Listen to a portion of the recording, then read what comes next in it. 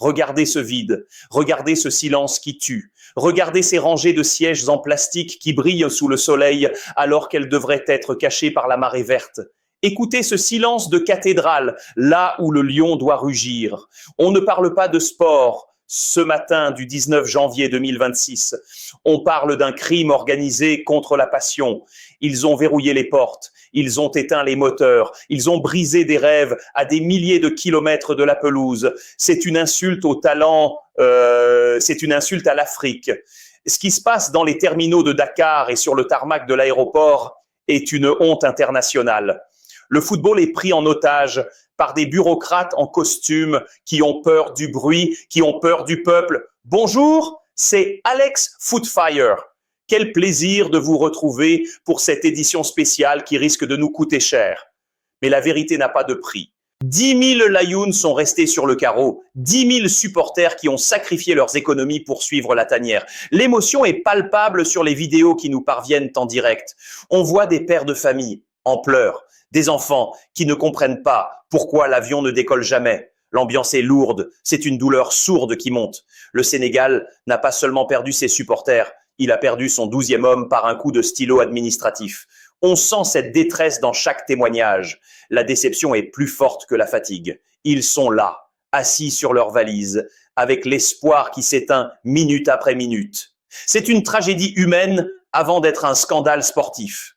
Le cœur du Sénégal saigne devant les grilles fermées de l'embarquement. Passons maintenant au tableau noir de ce sabotage logistique. Analysons les chiffres froids de cette opération. Le taux de remplissage du stade est tombé à 40% sur les zones réservées aux supporters officiels. Et c'est une anomalie statistique sans précédent dans l'histoire de la compétition. Si on regarde la heatmap de l'occupation des tribunes, on voit des zones rouges totalement éteintes. Les blocs sud et est, habituellement occupés par les COP sénégalais, affichent un vide abyssal. Le passing rate des contrôles de sécurité aux abords du stade est resté figé à 10 entrées par minute pendant 3 heures. C'est une obstruction délibérée. Les flux de supporters ont été redirigés vers des checkpoints secondaires pour ralentir l'accès. On observe une chute drastique de la pression acoustique. Les micros d'ambiance enregistrent 60 décibels contre 110 habituellement pour un match de ce niveau. La logistique des transports révèle des schémas suspects.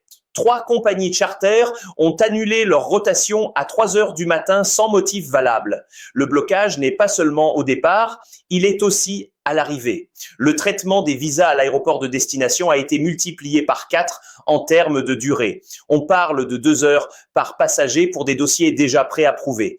C'est un goulot d'étranglement artificiel. Le bloc bas imposé par la sécurité aux supporters déjà présents sur place est une tactique d'étouffement. Ils ont empêché les tambours d'entrée. Ils ont confisqué les drapeaux sous des prétextes de sécurité incendie jamais appliqués auparavant.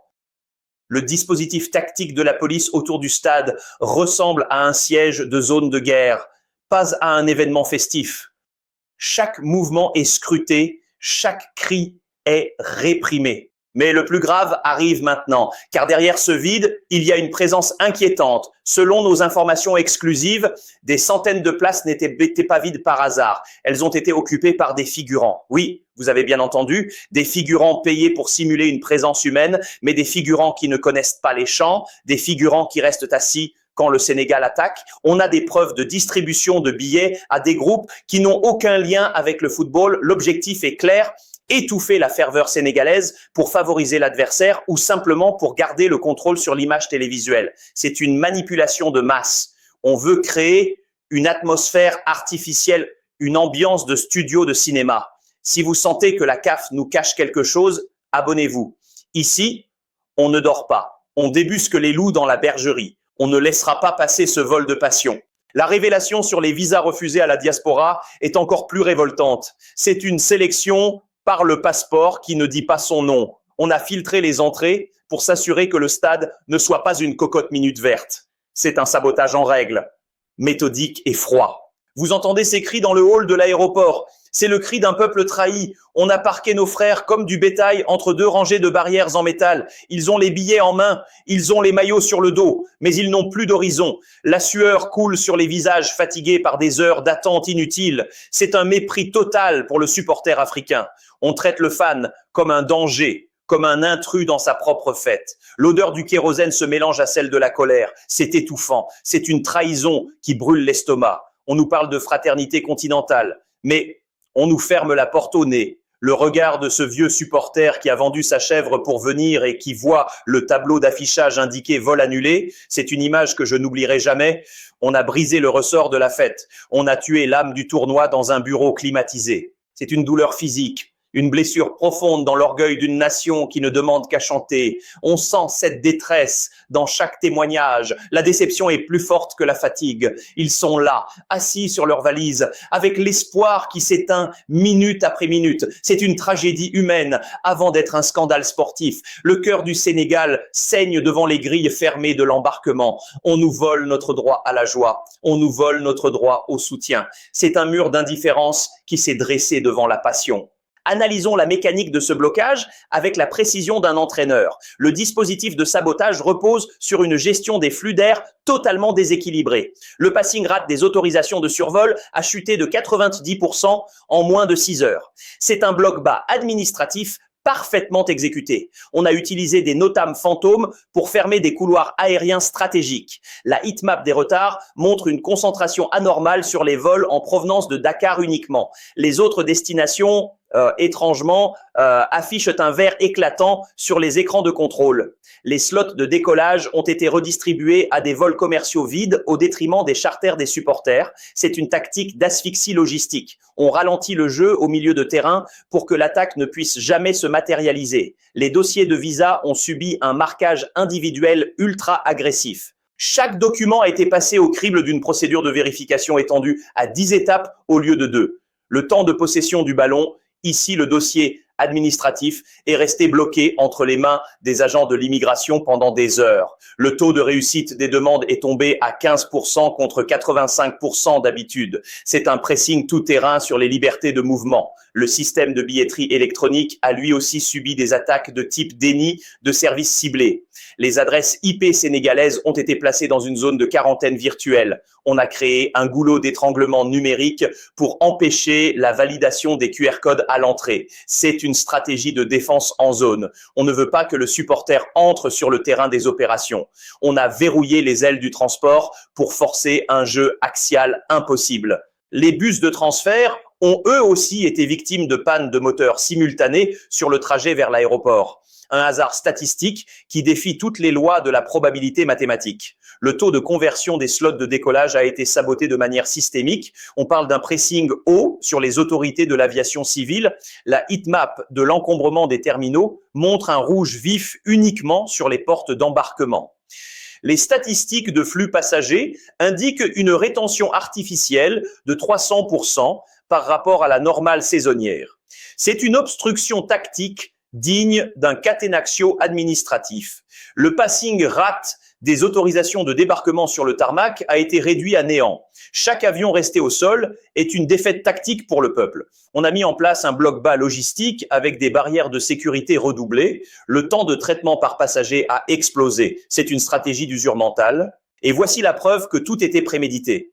Un document interne que nous avons pu consulter évoque une opération de régulation de l'ambiance. Ils ont peur des layouns, ils ont peur de cette marée humaine qui peut faire basculer un match par la simple force du souffle.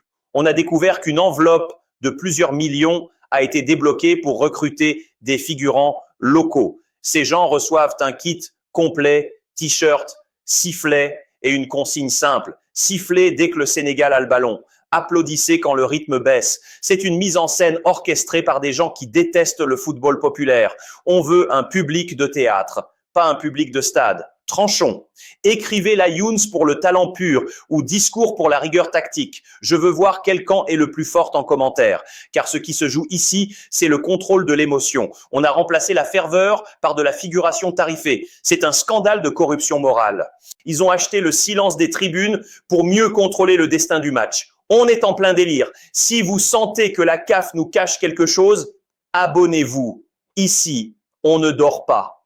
On débusque les loups dans la bergerie. On ne laissera pas passer ce vol de passion. La révélation sur les visas refusés à la diaspora est encore plus révoltante. C'est une sélection par le passeport qui ne dit pas son nom. On a filtré les entrées pour s'assurer que le stade ne soit pas une cocotte minute verte. C'est un sabotage en règle, méthodique et froid.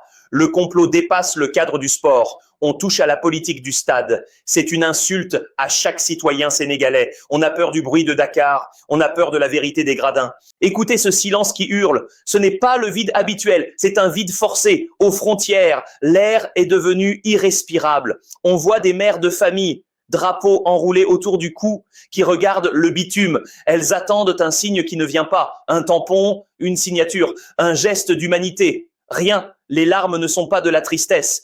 C'est de la rage pure. Une rage contenue derrière des barbelés administratifs. On a parqué l'identité d'un peuple dans des zones de transit. C'est une humiliation calculée. On veut éteindre la flamme dans leurs yeux avant qu'elle n'atteigne le stade. Chaque minute perdue est un coup de poignard dans le dos des joueurs. Ils se sentent seuls. Ils se sentent abandonnés sur le rectangle vert.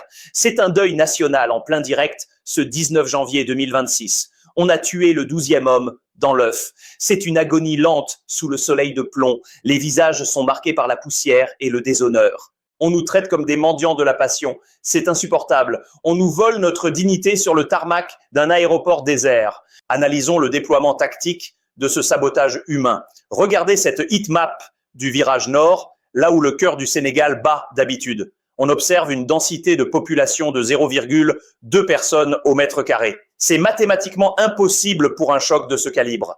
Le bloc bas n'est plus sur le terrain, il est dans les tribunes. Donc on a créé des zones tampons de 20 mètres entre chaque petit groupe de supporters locaux. L'objectif est de briser toute résonance acoustique. Le son ne peut plus voyager. Il est absorbé par le vide. Les statistiques de sifflets sont édifiantes. Les capteurs de fréquence montrent une régularité artificielle. On enregistre des pics de sifflement à 700 Hz toutes les 3 minutes. C'est une action coordonnée. Les figurants ne réagissent pas au jeu. Ils réagissent à un signal. On a observé des chefs de groupe avec des oreillettes dans les tribunes basses. Ils orchestrent la bronca. Le passing rate des chants sénégalais est tombé à 0. Dès qu'une chanson démarre, elle est étouffée par un bruit blanc généré par la sono du stade. C'est une guerre sonore technologique. La heatmap de l'occupation montre des trous béants dans les secteurs réservés à la diaspora. Pourtant, le système affiche complet. C'est le paradoxe du stade fantôme. On a vendu des billets à des entités qui n'existent pas. On a saturé la base de données pour empêcher les vrais fans d'acheter. Le taux de possession des sièges par des spectateurs neutres a bondi de 600%. C'est une dilution de l'identité. On a remplacé la ferveur organique par une présence synthétique. Les entrées sont filtrées par un algorithme de reconnaissance faciale qui rejette les profils trop enthousiastes. C'est une gestion de foule par l'exclusion. Le dispositif de sécurité a réduit le débit des tourniquets à une personne par minute. À ce rythme, il faudrait 3 jours pour remplir l'arène. C'est un étranglement volontaire des artères du football. On a mis en place un système de défense en zone contre l'enthousiasme populaire. Et voici la bombe. On a infiltré les bus de ces fameux figurants. Ce sont des gens payés 5 € la journée pour porter un maillot neutre. Ils ont reçu une feuille de route précise. Ne jamais applaudir les actions de Sadio Mané. Siffler chaque arrêt de jeu. Créer une tension permanente. C'est un sabotage de l'intérieur. On a transformé le stade en un tribunal hostile pour les Layounes. Les images de supporters en pleurs aux frontières ne sont pas des accidents. C'est la première phase du plan. On vide les tribunes pour y injecter ce poison. On veut faire croire au monde que le Sénégal n'a plus de soutien. C'est une opération de déstabilisation psychologique massive. Un like sur cette vidéo, c'est un vote contre le foot business. Montrez-leur qu'on est encore là. Montrez-leur que le sang vert, blanc, rouge ne s'achète pas. On est face à une mafia qui veut contrôler jusqu'à nos émotions. Ils ont peur de la vérité. Ils ont peur du rugissement. Mais ils ne pourront pas faire taire l'Afrique éternelle. C'est un crime contre l'esprit du jeu. C'est une insulte à l'histoire. On a transformé une fête en un simulacre macabre. Ils pensent avoir gagné la bataille de l'image, mais ils ont perdu la bataille de l'honneur.